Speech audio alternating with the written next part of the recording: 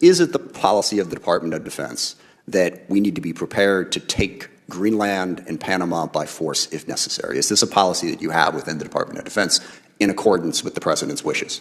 I heard what you said about those two countries and saying we need to worry about China.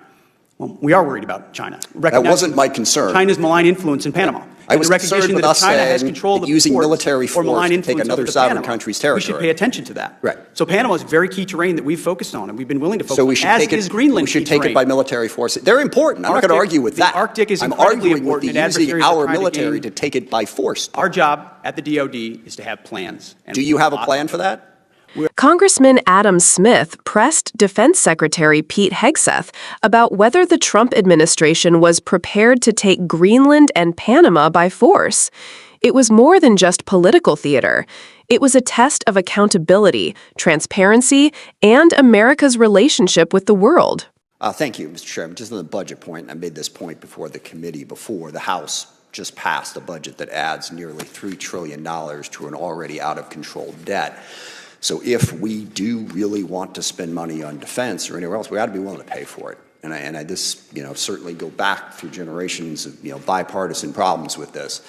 You can't have a debt that size and keep coming back talking about how much money you're going to spend, whether it's defense or whatever your priorities are. And Mr. Secretary, you said the 99% down on border crossings and the border is secure. At the same time, we're going to take $1 billion out of the MILCON budget, out of building barracks, to send it for the border, and there's another 4,000 troops that we're planning on sending down to the border. Given that the border is secure, might you rethink that spending? Well, sir, we are securing it. It is secure, but it's a manpower-intensive effort at the beginning. Two different words there. It's either secure or secure, and it sounded to me like you said it was secure. It is secure. Okay. What we're continuing to do is expand that and fortify it through infrastructure, which is a big part of the budget on the Department of Homeland Security side as well. So it's that $1 billion you're talking about was from the CR in FY25. We fully fund that back and more in FY26 with a recognition that we were dealing with the world as it existed when we came in. And the previous administration said they needed new legislation to secure the border. It turns out you just needed a new president. I would point out president with the Defense Department and submitted, DHS that was willing to go to the border and actually secure it, which is what we not submitted a budget yet. So whether or not you're putting that money back in remains to be seen. You have definitely taken it out. And I think the obsession there, and I don't disagree, the border needed to be secure. But from a pure budget standpoint, let's just not keep the political focus on that. Let's make sure that we're funding some of the other priorities that we have. So when it comes back to acquisition reform and the chairman's point, it's our committee, certainly Congress is part of the problem. We set up a lot of requirements. Defense contractors are part of the problem. I'm curious, how would you get after reforming the culture at the Pentagon so that you can move faster, number one, and number two, how would you get after the defense contractors that push the requirements process? And specifically, what would you do about the requirements process to try to speed things up? Well, first of all, I think gold plating is a real problem. Sir, I mean, across the department. Interesting to use the word gold in this particular context, but yes, I agree with you, actually. We maybe could use a little bit more silver plating on occasion. A recognition that the 99% solution is oftentimes the enemy of the 85% solution that delivers 2 years sooner. And that's contractors and other companies wanting to do right, but trying to do too much and overpromise, and then they're under-delivering, and the warfighter not always wanting to do right. In some cases, just wanting to make money, but yes. The change is also in acquisitions about people. You need reformers in these positions.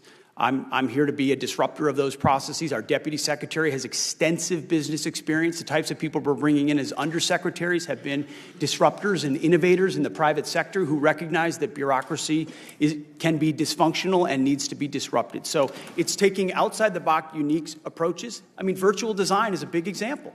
How many times are we going to build something physically that takes a year to build when you could use AI and computing power, design it virtually, identify the flaws, and move more quickly, or create open architecture so you can move our committee stands ready to work with you. I mean, there's 500 different things we can do, and we're doing them. Yeah, and I'm sincerely concerned about this. Is it the policy of the Department of Defense that we need to be prepared to take Greenland and Panama by force if necessary? Is this a policy that you have within the Department of Defense in accordance with the President's wishes? I heard what you said about those two countries and saying we need to worry about China. Well, we are worried about China. That wasn't my concern. China's malign influence in Panama. I was concerned with us saying that using military force to take another sovereign country's territory. We should pay attention to that. Right. So Panama is very key terrain that we've focused on, and we've been willing to focus so we on, should as take it, is Greenland. We should take it by military force. They're important. I'm not going to argue with that. The Arctic is I'm incredibly arguing with important. using our military to take it by force. Our job at the DOD is to have plans. Do you have a plan for that? Our job at the Defense Department is to have plans for any particular contingency. Including the contingency of basically invading Any contingency Denmark. you need, we've got it. We've got a building full of planners, and we're prepared to give recommendations whenever needed. So just be clear, you have plans to take Panama and Greenland by force if necessary. I think the American people would want the Pentagon to have plans for any particular contingency. Not for that. Thankfully, we are in the planning business. Speaking on behalf of the American people, I don't think the American people voted for President Trump because they were hoping we would invade Greenland. I'm going to go out on a limb on that one. I yield back. When Congressman Adam Smith looked Defense Secretary Pete Hegseth in the eye and asked if the United States was prepared to take Greenland and Panama by force, it was more than a sharp question in a heated hearing.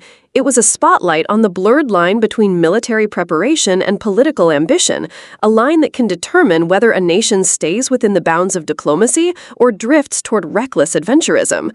Let's think about what that moment really means. When an American lawmaker feels compelled to ask if our government has invasion plans for sovereign nations, it tells us something about the way rhetoric from the top has seeped into the policymaking environment.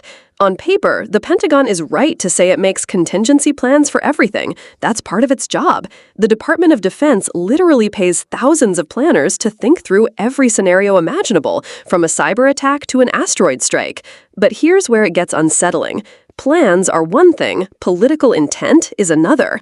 When President Trump floated the idea of buying Greenland in 2019, most people laughed. The world saw it as absurd. Denmark's prime minister dismissed it as ridiculous. But fast forward, and now we hear a senior lawmaker pressing a defense secretary on whether the U.S. would consider taking that same territory by force. What once sounded like a late-night joke is suddenly bleeding into official oversight hearings. That should make us stop and ask, how quickly does fringe rhetoric normalize into serious policy discussion? Now look at Panama. For over a century, the Panama Canal has been a linchpin of American strategy, an engineering marvel, but also a symbol of U.S. power projection. The United States controlled it until 1999, and we only handed it back after decades of political pressure and international agreements. Today, with growing Chinese investment in Panama and influence in Latin America, old Cold War anxieties are resurfacing. So when Hegseth leaves the door open to planning for military contingencies there, it strikes a nerve. It reminds many of America's interventionist past, from covert coups to outright invasions, where sovereignty of smaller nations often came second to U.S. interests. The larger issue is how language and planning interact with real-world consequences.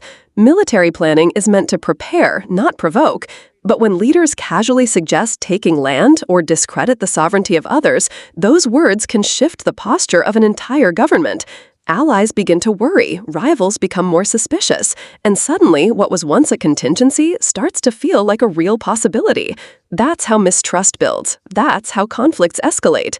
Adam Smith's pressing questions reveal the core tension. Are these plans merely theoretical, or are they reflecting an administration that flirts with the idea of conquest as a viable strategy? And that matters because history shows us that wars don't always start with deliberate decisions. Sometimes they begin with unchecked rhetoric, poor assumptions, and the quiet normalization of extreme ideas. What's at stake here isn't just Greenland or Panama. It's the credibility of the United States on the global stage. If America is seen as a nation that casually toys with the idea of seizing territory, it undermines decades of work trying to lead through alliances, diplomacy, and international law. It erodes trust, and trust is the bedrock of global stability. For citizens watching this hearing, the takeaway isn't just about the clash between Smith and Hegseth. It's about our role in holding leaders accountable before reckless ideas harden into dangerous policy. We must ask hard questions about where our defense dollars go, what kinds of strategies are being quietly considered, and how language from political leaders can reshape reality. Because in the end, foreign policy isn't abstract. It affects lives, from the service members who may be sent abroad, to the civilians in other nations who bear the cost of conflict, to the taxpayers funding decisions that could either secure peace or spark turmoil. And so I'll leave you with this. When a government official dodges a simple yes or no about invading sovereign nations, it's not just political maneuvering. It's a reminder that democracy requires vigilance. We can't shrug off talk of conquest as theater. We have to treat it as a warning sign. What do you think? Was Adam Smith right to force this uncomfortable question into the open? Or do you believe the Pentagon's planning for everything defense is enough reassurance? Share your thoughts below, and if you want more deep dive breakdowns that go beyond the surface and unpack the real stakes behind these political battles, make sure you subscribe. Let's keep questioning, keep learning, and most importantly, keep holding power to account.